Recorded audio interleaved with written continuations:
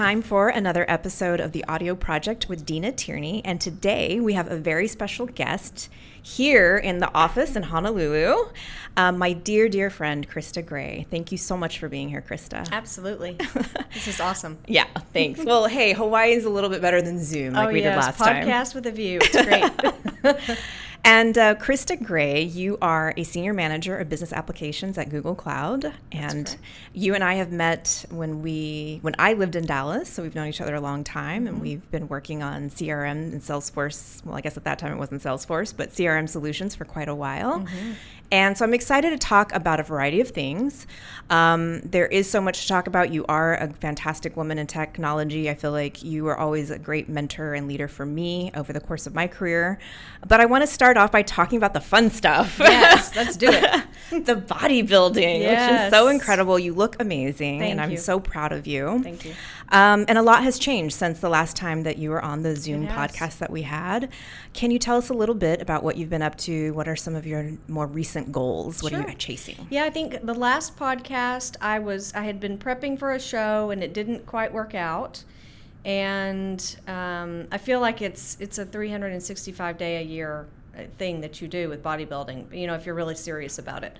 So since that time, I have done a show, finally did a show. That was April of 2022.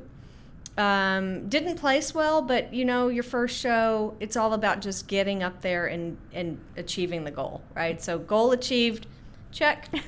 Amazing. And after that show, I needed to grow muscle everywhere. I mean, I was pretty tiny, right? So I had lost a lot of weight in order to compete, and there's just not a whole lot of muscle you're gonna be building during that process, right? So needed to grow everywhere, and took a decent time off. I would say over a year to build, just to focus on building muscle.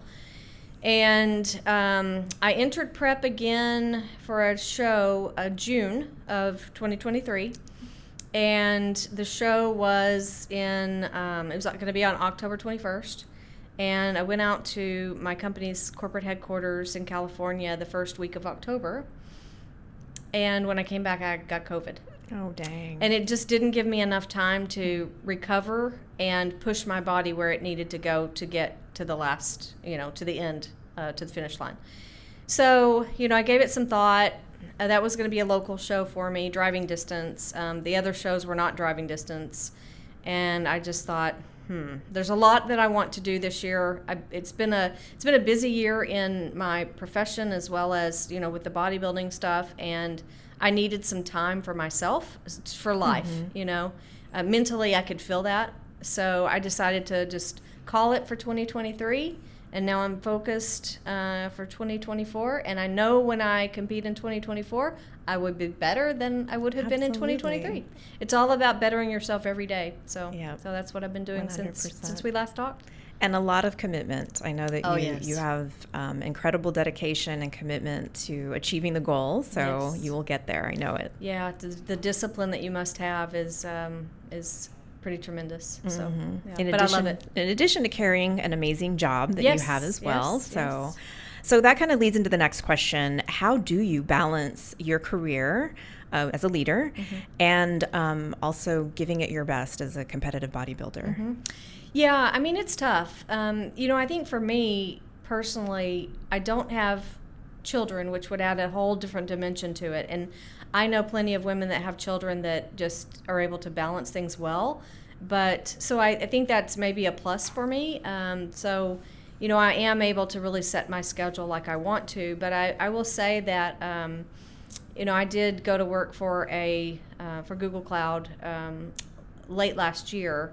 And, it's when you go to a new company with new people, you need to kind of reprove yourself. I had worked at my old company for 10 years. And so I think trying to come up with a schedule that makes sure like you're still visible, and I guess which I always am anyway, but you're trying to impress. So it's a different pressure that you have on yourself, right? Now I would be lying if I said that I slept a lot.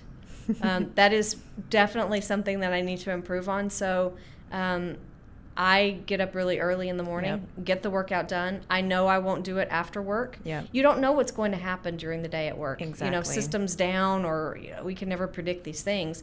So I know that if I get it done first thing in the morning, it's done, and I don't have to worry about it again.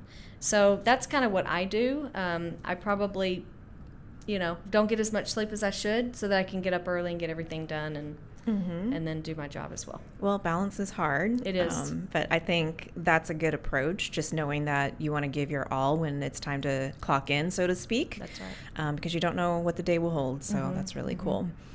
And I understand that your love of bodybuilding has also sparked sort of a new way that you've been able to intersect your love of bodybuilding with your life as a leader at your job. I'd love to hear more about that. Yeah, so I started a fit community within Google Cloud, where just trying to motivate people that I work with that, not really to be like bodybuilding specific, but just more like health and fitness. I do believe that what we put in our bodies nutritionally, it really affects the way we perform, not just, if we're talking about the gym, but in our everyday life. I think it affects your mindset. So, sharing recipes, sharing different workouts. I let them ask me questions where I will answer their questions. Some of the questions could be like, hey, there's this product that I've been using. Can you look at the nutritional panel and tell me what you think of it? And I'll kind of go through the ingredients. It's like, well, you could be doing, this, and this versus this thing.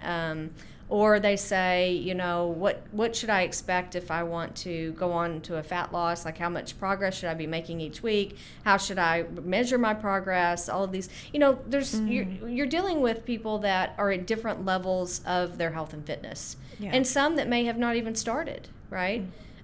So it's I like to give back and help people where I can, and I just have a lot of knowledge in this area, so I like to share it. Now, I don't know, it's not huge at this point. I'd like for it to get bigger, but it's just I really enjoy sharing and helping anybody that I can.